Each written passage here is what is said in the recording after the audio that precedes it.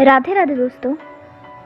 दान कहते हैं, दान करने वाले व्यक्ति को जीवन के साथ साथ मृत्यु के बाद भी पुण्य प्राप्त होता है।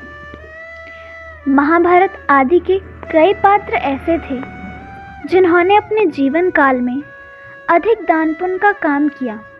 बता दें, दान पुण्य की इस सूची में सबसे ऊपर नाम महाभारत के प्रमुख पात्र कर्ण का नाम आता है। आज के समय में भी इनसे बड़ा दानवीर कोई नहीं है।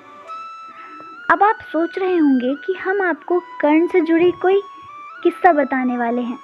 जी हाँ, हम आपको ऐसी ही कुछ बात बताने वाले हैं।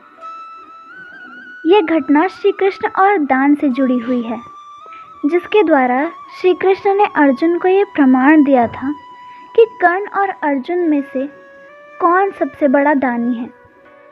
इसके साथ ही बताया था कि आखिर क्यों कर्ण ही सबसे बड़ा दानवीर है। इसके अलावा हम आपको बताएंगे कि क्यों दान करना व्यर्थ है। प्राचीन काल की बात है, श्री कृष्ण और अर्जुन एक गांव से गुजर रहे थे। श्री कृष्ण ने अर्जुन से दानवीर कर्ण की प्रशंसा की, जिसे सुनकर ही अर्जुन ने कहा कि केवल आखिर कर्ण ही क्यों सबसे बड़ा दानवीर कहलाता है। मैं भी तो दान करता हूँ, मैं भी तो दानवीर हूँ, फिर भी मुझे कोई दानवीर नहीं कहता। इस पर श्री कृष्ण मुस्कुराए और अपने सामने दो लंबे पर्वतों को सोने का बना दिया। श्री कृष्ण ने कहा, पार्थ, ये दो सोने के पर्वत हैं, इन्हें गांव वालों को दान कराओ, लेकिन ध्यान रहे कि पर्वत का एक एक हिस्सा हर किसी को मिलना चाहिए। तुम अपने लिए कुछ भी नहीं रख सकते हो।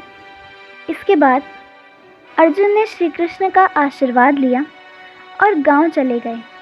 वहां जाकर उन्होंने सभी लोगों को इकट्ठा किया।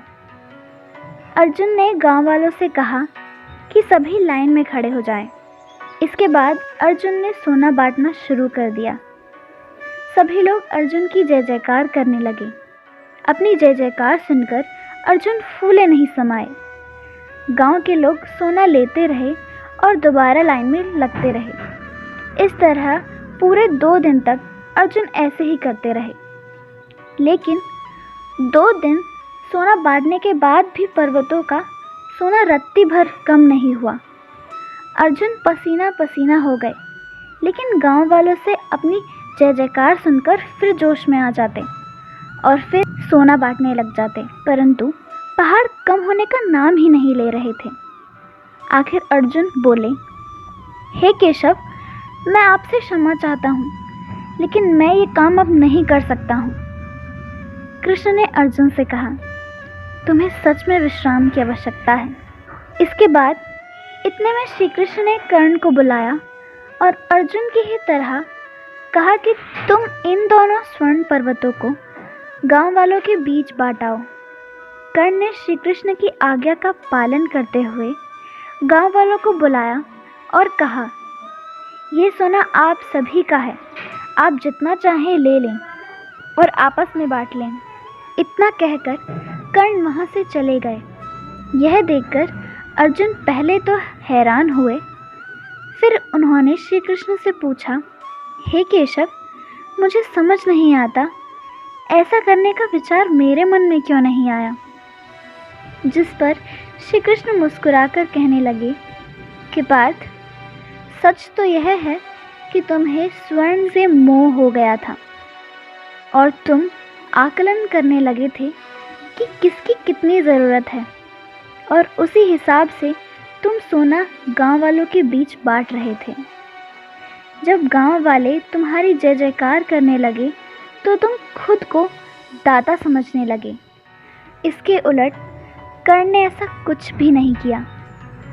उन्होंने दोनों स्वर्ण के पर्वत गांव वालों में बांट दिए, क्योंकि कर्ण चाहते ही नहीं थे कि कोई उनकी जय जयकार करे। कर्ण को इस बात से फर्क नहीं पड़ता कि लोग उनके पीठ के पीछे क्या बोल रहे हैं। कर्ण अच्छे से जानते थे कि वह एक माध्यम है जो परमात्मा द्वारा दी गई चीज़ों को लोगों तक पहुंचा रहे हैं। कहने का भाव यह है कि दान कुछ भी पाने की इच्छा से नहीं किया जाता। इस प्रकार श्री कृष्ण ने अर्जुन को बताया कि वैसा दान हमेशा व्यर्थ होता है जिसमें किसी चीज़ को पाने की इच्छा होती है।